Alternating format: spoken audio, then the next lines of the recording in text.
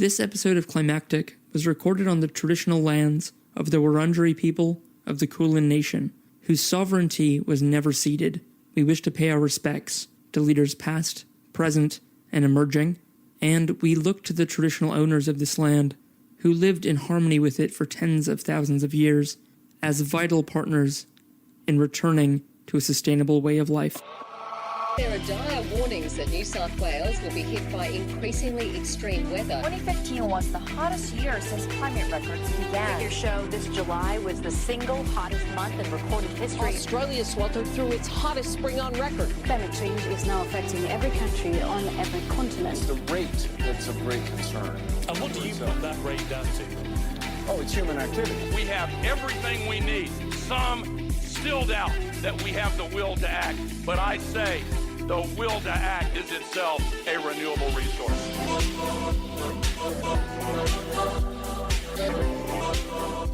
Hello and welcome to episode 52 of Climactic, coming to you a day later than the new normal release day.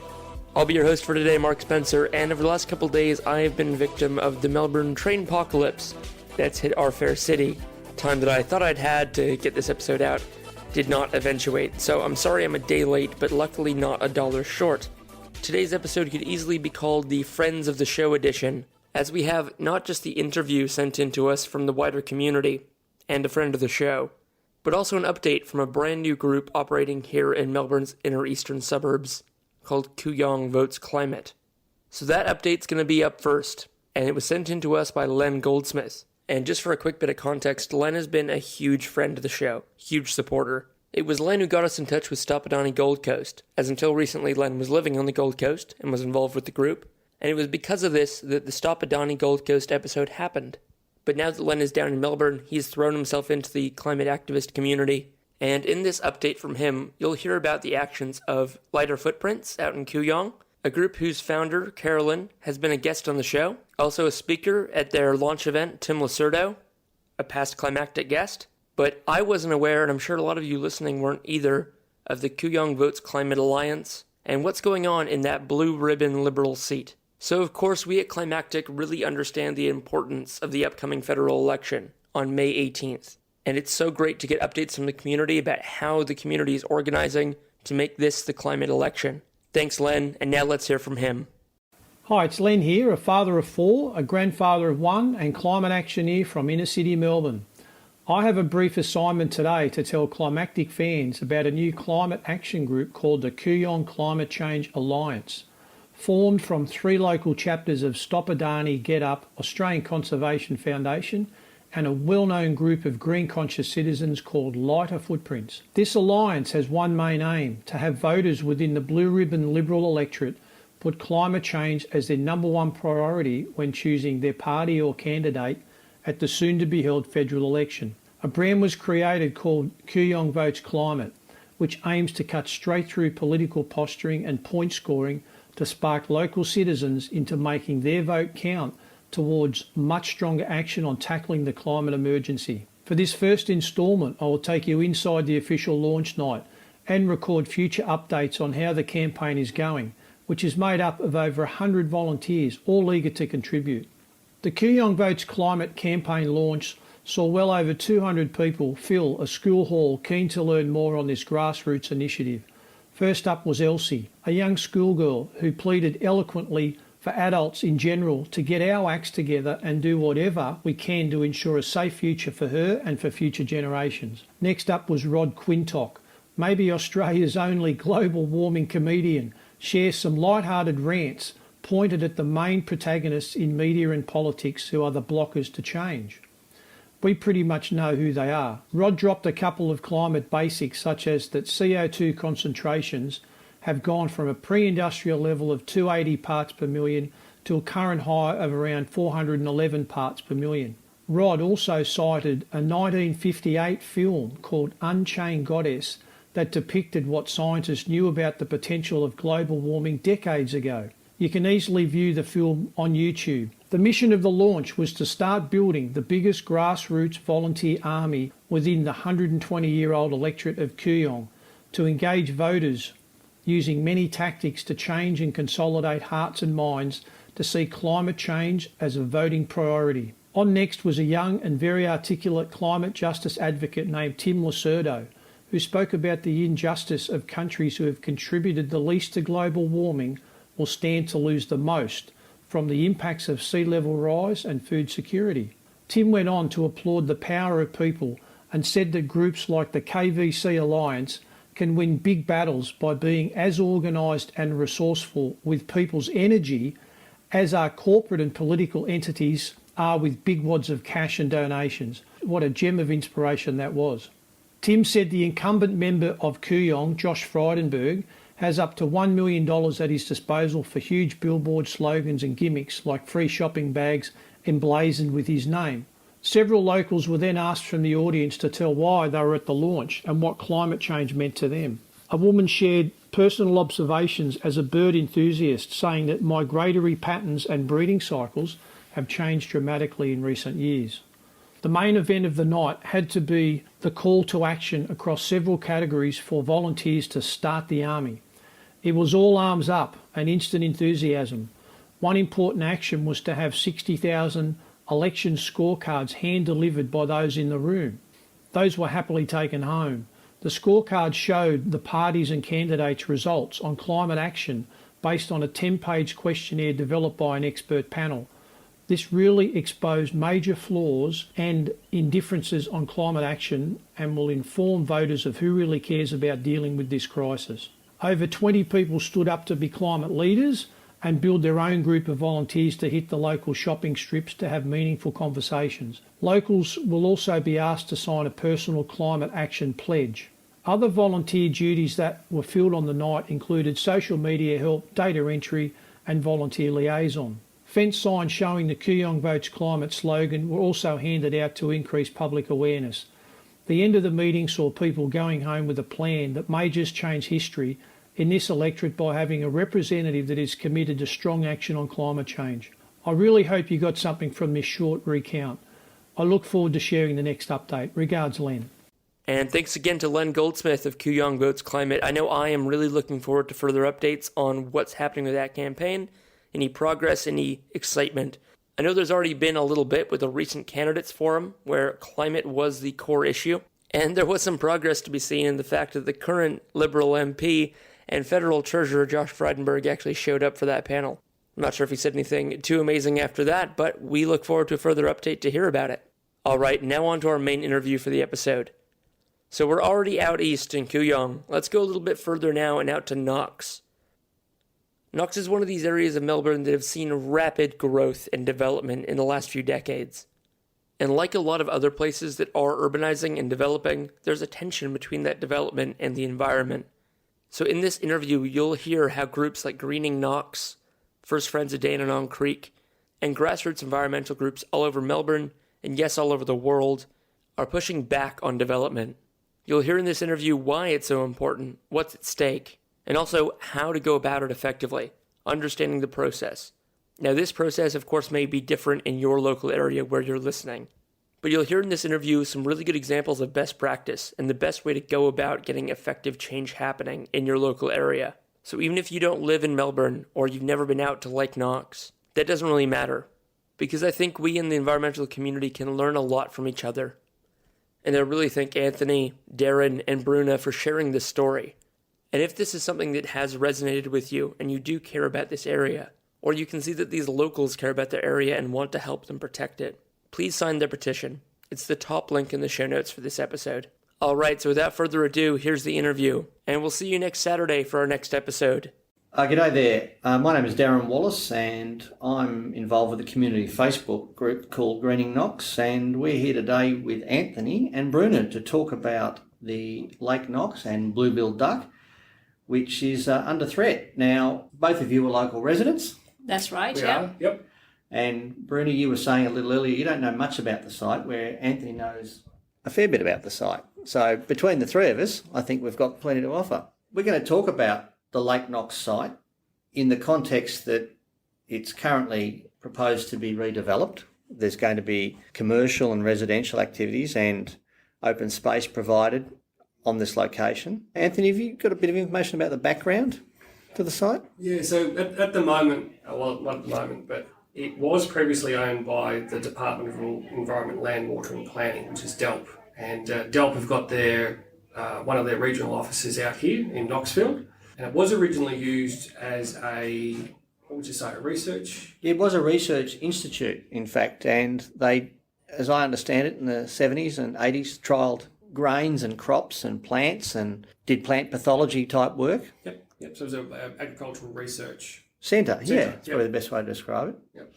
And for those that don't know, it faces Burwood Highway and runs down behind Fairhill Secondary School all the way to Blind Creek. And you can get a very good vista of this site from being on the bike path and looking up the hill. And in doing that, you'll be looking straight over Lake Knox. We'll talk more about Lake Knox maybe in a minute. So the government deemed this site surplus to their requirements in about 2017, and that started a process at a local government level where... What does that actually mean, surplus to their requirements? They want to sell it and the government wants to make money. Right. They don't seem to need it anymore. Yep.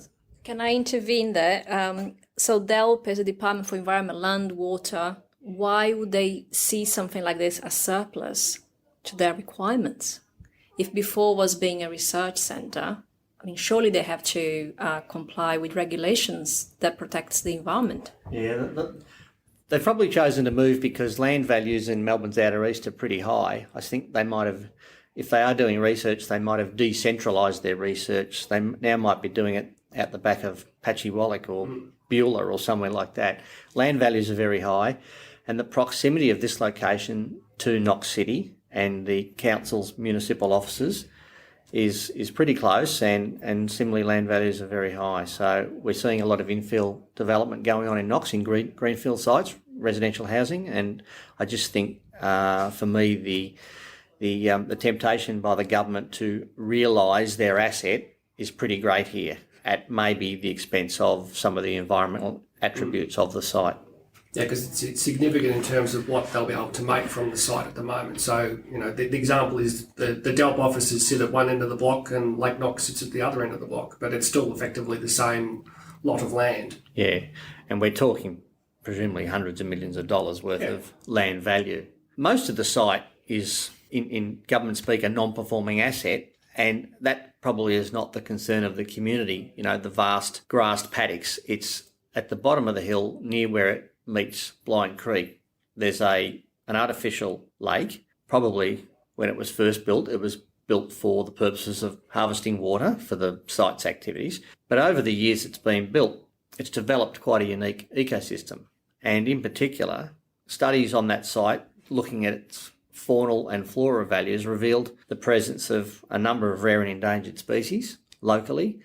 And those species were plants and animals, but in particular, it found that this lake was used quite extensively by the blue-billed duck, which is an endangered species in Victoria, and uniquely it's a duck that is a diving duck, as opposed to a wood duck or a black duck that just tends to sort of forage at surface level. These diving ducks require deep water, and that's probably the key thing about Lake Knox here. And generally too, they prefer to be unsocial in the sense that they'd like to sit in the middle of the lake as well too. So they're not close to the edges at all. They'll be sitting out there and they'll be sort of minding their own business. But as Darren says, you know, they'll be then deep diving down to pick up their food and the other flora that's in there as well, and feeding off that. Yeah. In particular, there's the floor of that lake is covered in a plant called eelgrass. So that's a submerged aquatic plant. And that submerged aquatic plant only really grows in deep water lakes locally, and in fact only grows in about 6 or 7 lakes in the municipality of Knox, and further afield you might find it at Listerfield Lake. But a combination of that aquatic flora, the depth of the water, a bit of seclusion that currently exists at this site, given it is fenced, even though it's quite near a bike path, it is relatively quiet for a range of species there, has provided this perfect location for blue-billed ducks to not breed but to reside, and certainly they can be seen regularly throughout the year. And the report that was produced by Graham Lorimer, a renowned ecological expert in this area, suggested that this was one of 3 or 4 key sites that the blue-billed duck would habit and probably moves from site to site, but there's only just enough sites to maintain a local population. So the great danger here is that you pull one of those sites out of the equation and all of a sudden there's not that critical mass for them to move around. And it's not as though what will happen is if the Development Victoria, so if Development Victoria proceed with their intended plan, which is to basically fill the lake in and then create new wetlands, the main issue there is that we're not recreating the same type of wetland. It'll be filled in, which you can argue quite clearly, why would you fill in an ecosystem that's already functioning and working and providing habitat and food for the species that are there, to have it recreated as well too. But the underlying issue there is that it will be recreated in size but not in capacity. So this deep aspect is being taken away and it's being basically reused to filter stormwater further. Which is a good thing to do, but maybe not at the expense of a pre-existing, somewhat unique habitat. And this is the real trick to the argument that the Development Victoria seem to think that, they can pull the wool over the community's eyes by arguing that we're going to make it better habitat for a range of species. And they may well be doing so, but they won't be making it better habitat for the endangered species that are currently there. Which raises the other point too, that DELP have virtually just wiped their hands of the site and just said, right, here you go, Development Victoria, you can look after it.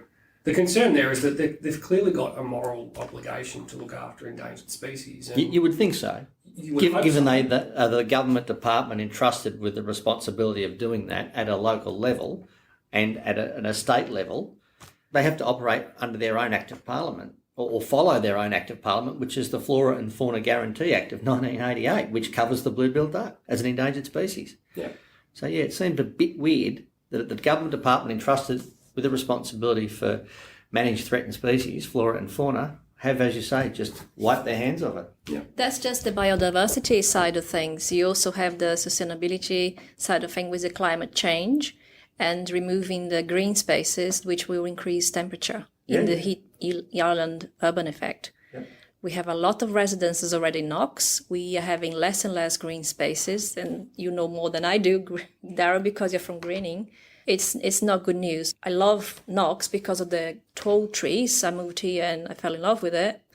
But now finding out, just a few meters away from my house, that other space that I could potentially visit more is not going to be there anymore. The lake is going to go and the species are going to go with it.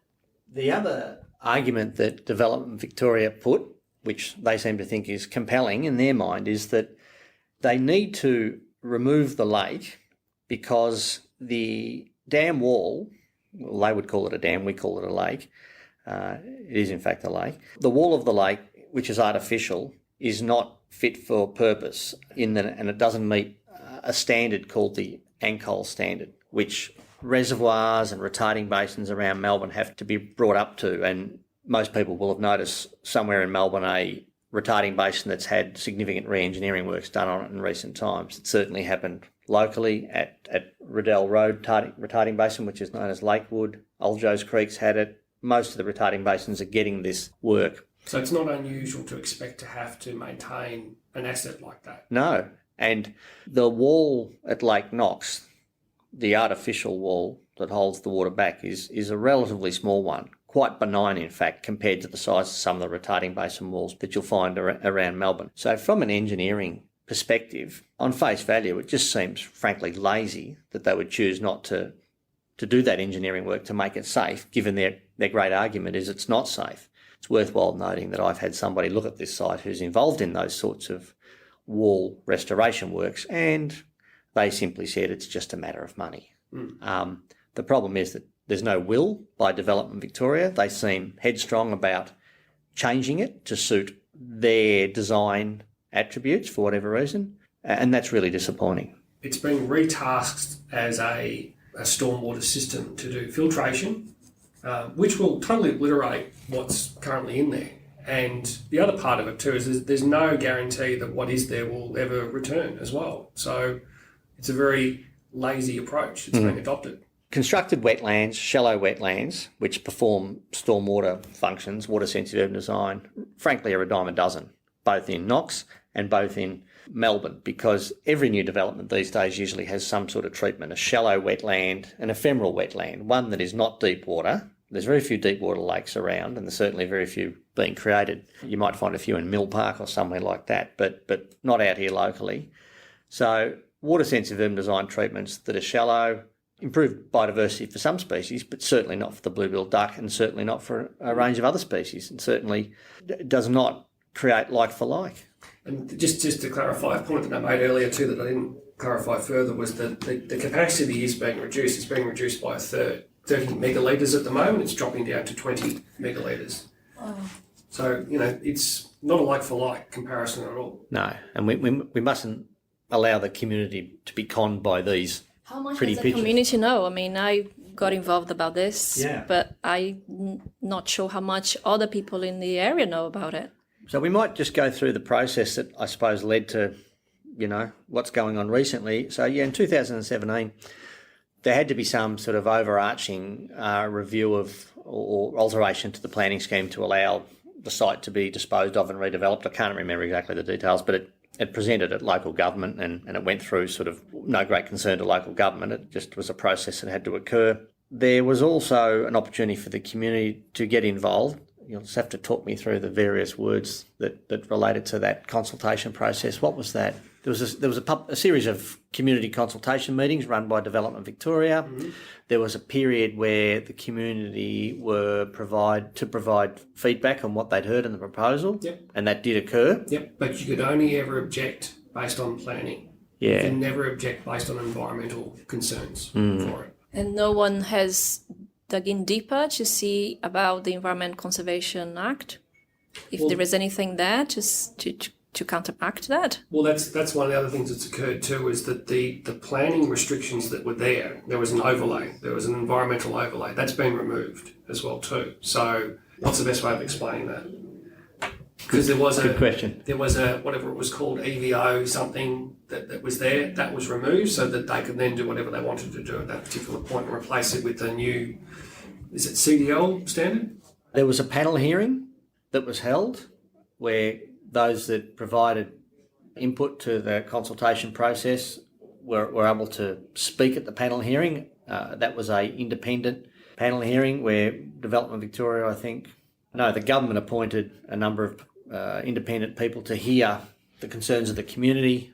There was excellent representation by the community. Yeah, there's 130 plus objections to it. Yeah.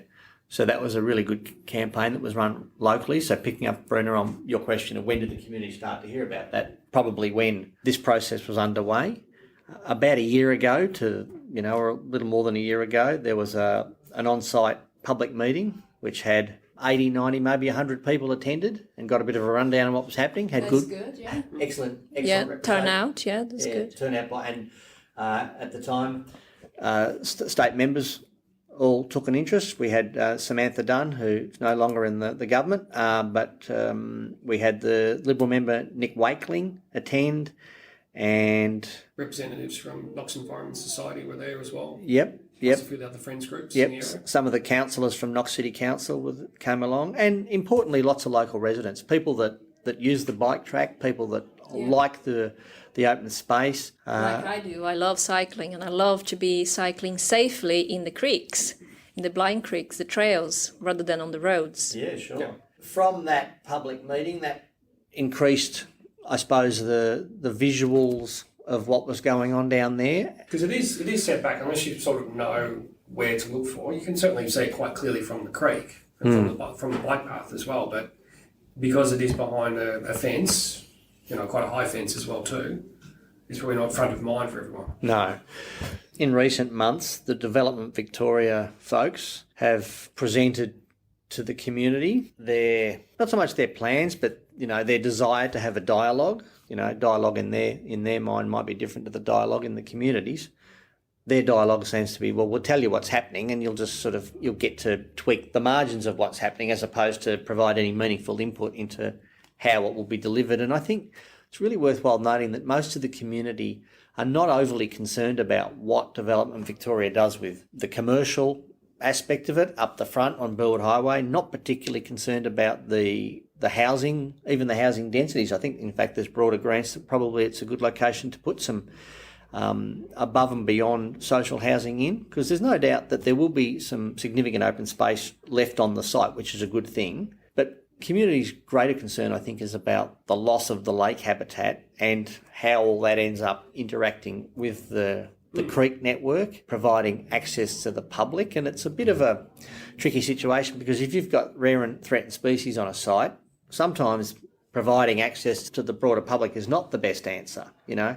But I'm sure engineering folk can work out a design that provides maintenance of the lake, improved habitat, water-sensitive urban design, and increased accessibility by the broader community. I'm sure they could do it if they wanted to. And one of the things you could do, just coming back to the step about there's no major concerns about the density of the housing that occurs there, but you could still factor in redesigning the way that, let's say, stormwater is taken from the site. You could do a progressive filtration as it comes down the site and it runs through different levels of filtration at the street level. Rather than running all the water straight into the lake itself, there are certainly elements that you would like to see included. So that filtration is occurring at a street level as it goes through, so that everything doesn't dump into the lake going forward. Do we know exactly what the plan and proposal is on how many houses, how many retail offices they're going to? Yeah, not specifically. I think generically, you couldn't put a number on it, but there's a sort of an overall vibe of what's proposed. Is there intention? Is it the intention of Development Victoria to formalise this planning and show it to the community? I don't think they're at that stage, because I think what they have to do, as I understand it, Development Victoria are currently the meat and the sandwich. They're lining up all their ducks, every pun intended here, for the purposes of putting it out to a developer. Is that what happens? Because they don't do the development themselves, but they'll choose someone to actually roll out the civil construction work and start the housing stuff. But Development Victoria have to get it all in a situation where that can happen. That's probably the fairest way of saying it. Yeah. Is there any way that the community can still stop that from happening? I think it's unlikely. Well, a couple of things. I think it's unlikely you could stop the development. And I think it's probably unlikely that the community needs to stop the development. It's just a matter of about getting a development that delivers the best, the quadruple bottom line, the best outcome for everything and everybody, including rare and threatened species that are on the site. And those rare and threatened species are fundamentally down the bottom of the site, closest to the Blind Creek, where there's not actually going to be any construction activities from housing or commercial developments, only about, it's reserved open space down there, but it's the delivery of the open space, the alteration of the open space that's the problem. Is Development Victoria open to having an ecologist part of their team for the development? They are, and they're looking at the moment for someone. They are, right. Maybe looking at the moment for someone that supports their view, because in fact, this council, Knox City Council, they actually engaged, as I say, the services of Graham Lorimer, quite a renowned ecological consultant, and he made it abundantly clear in his report that the loss of the lake and any disturbance to the lake at that level would probably have a profound effect on the population of the blue-billed duck locally. Interestingly, council conveniently sort of hid that report under the carpet when they came to talking about it 2 years ago, because it didn't sort of sit so well with their approach. Progress is good. Who'd want to stop progress? Exactly. Just to give everyone a sort of an idea, is there some way of giving examples of things that are already around in Melbourne that people could say, I kind of get where you're getting at now with this? I mean, the only thing that comes to mind is Blackburn Lake. And whether or not Blackburn Lake was even a pre-existing lake, I doubt it was. It's on a little creek, so it was probably a man-made lake at some point in time, and then housing got built around it. Look, arguably Ringwood Lake too has those same attributes. It's got high density commercial, residential near it and around it, with public parks and open space near it, and it's much loved. Much loved.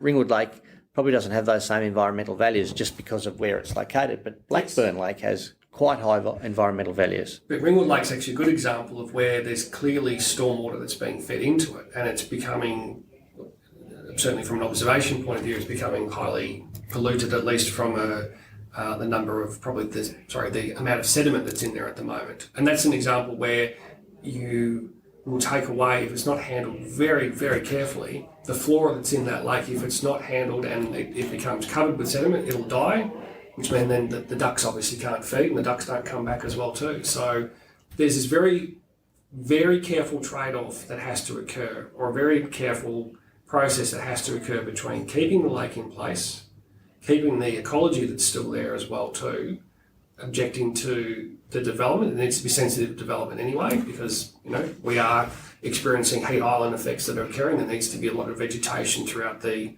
residential areas on that block anyway too. But anything that has to be done has to be thought through, and that's not what we're seeing. We're not seeing anything in that space that there's clear thought and clear concern about moving and allowing a development to occur in there and keeping what we've got. Mm-hmm. Bruna, you asked about whether or not Development Victoria, there was an appetite for them to have those scientific consultants, those experts, and they were looking for them. They certainly have indicated in public meetings that they're happy to have all that occurring. The problem is, from my perspective, that they say they're happy to have people involved, but they're not happy at this point to have any alteration to the plan to remove the lake. So it's a bit hard to know, what the discussion is going to be about in the future when they say it's not negotiable, the loss of the lake. Is there potential to obtain funding to contract an environmental lawyer?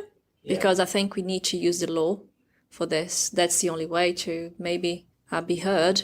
Yeah. Using the law. There must be something in a law that will make them see sense and reconsider their plans and take the environment more seriously.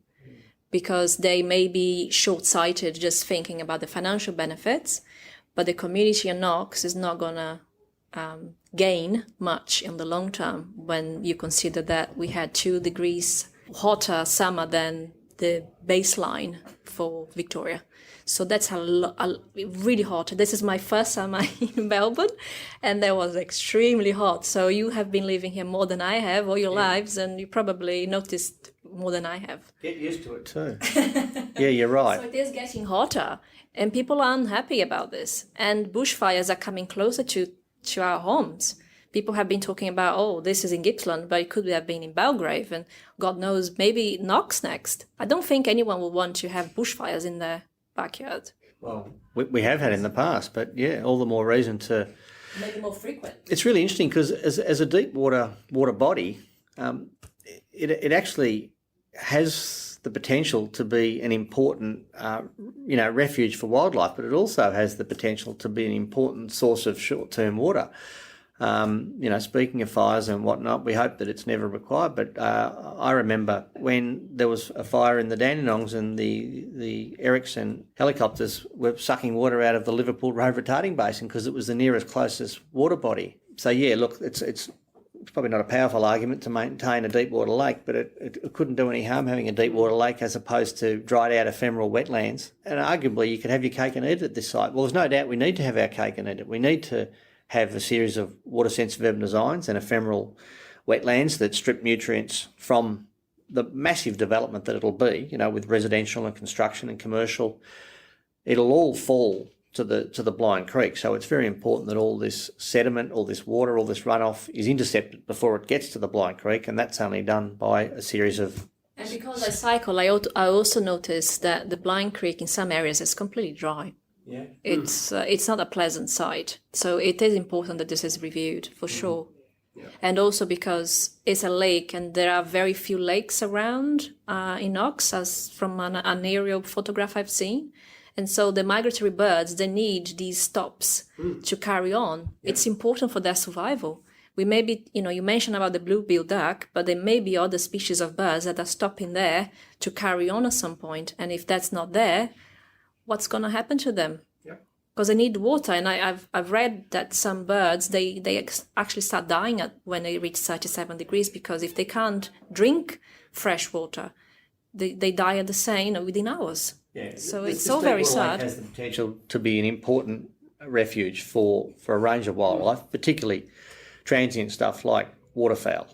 Really, it's a unique opportunity to capitalise on that. And just imagine that deep water lake being maintained with a series of water-sensitive urban design treatments around it, some boardwalks, some supplementary plantings, some interpretive information. What a resource for the broader community, and in particular the new community that's going to be living adjacent to that site. But certainly one of the clear things to me, though, is that the high school, which is adjoining and further uphill from the lake, part of the stormwater is actually coming from the high school too. Now, in terms of a learning outcome for the kids, I mean, you've got a number of locally rare and state-based endangered, species that are there. What an amazing outcome that their school, in a way, is actually providing water to the lake. They could be champions for this whole area and champions for the blue-billed duck. I mean, that's a phenomenal outcome. But that's not taken into account because no one can, bring that sort of connection in place at this particular point because we're all very conscious of the intentions of Development Victoria, to dispose of it and get rid of it. My take-home message for anybody and everybody is don't be conned. Like for like, is different to creating a series of shallow ephemeral wetlands connected to water-sensitive urban design and having no deep water lake. They're just not the same. And as much as bureaucrats will try and make you think they are for whatever reason, they're not. And the consequences on changing that habitat are both profound for the wildlife and profound for the flora, but also profound for the community because that'll be one less deep water lake in our municipality and in our region. And every time you remove one of these deep water lakes or any particular ecosystem, there'll be a flow-on effect, as we were talking about. And we don't necessarily know what those flow-on effects are about. And the only thing I was going to say too is if you'd like to go and sign the campaign, there's a petition that's online. If you go to www.kes.org.au, which is the Knox Environment Society's website, there's a page on there that has information including emailing the local members of Parliament. There's the contacts in there from Development Victoria and DELP in there as well too, so you're welcome to email representatives of those organisations. And as I say, there's a link also on there. There's a change.org. I've signed it. You've signed it? Yeah, definitely. Excellent. Done. If you want to get a good visual of the lake and the surrounds, jump onto my Facebook page. There was a good drone video taken, which I think incidentally has had 10,000 views. That's right. Yep. Well done to that video. It really does help you get the vibe of the site. Yeah, absolutely. And recognise what an important water body it is. And this is an important campaign because Victoria is launching this new slogan of the state of the future. And for it to be the state of the future, it has to think sustainable. Yeah. Not just short-term gains in financial terms. Filling in lakes and redesigning stuff and not being particularly concerned about wildlife is very 1980s, isn't it? It is very... Not future at all, is not it? progressive. No. For a government that argues that it's progressive, backwards. Talk is cheap sometimes. There's nothing strategic about it at all. No. Very easy and simple and quick. Well, I reckon that's about us done. Thanks for your time, Bruna. Oh, you're welcome. It was a pleasure. Thanks, I just Anthony. hope we can Thanks, make a difference. And we'll see you all out there at Lake Knox at some stage in the future. Thank you. Thank you. This has been a production of Climactic, a podcast collective helping local communities tell their extraordinary stories. It's our mission to help elevate the voices of the everyday heroes we're surrounded by and inspire, sustain, and motivate the climate community. We love working with local environmental groups, individuals, nonprofits, and social enterprises. So if you've got a story to tell, please just get in touch. The Climactic Collective is Mark Spencer, Rich Bowden, Maxine Bazeley, Georgia Sheil, and Bronwyn Gresham. Our producer is Hazel Fidecaro. Our digital design is by Rose Fidecaro. Our climactic theme is produced by Greg Grossi, and our logo designed by Abigail Hawkins. We're also pleased to feature the music of the General Assembly. Thank you for listening to Climactic, the podcast for our climactic times.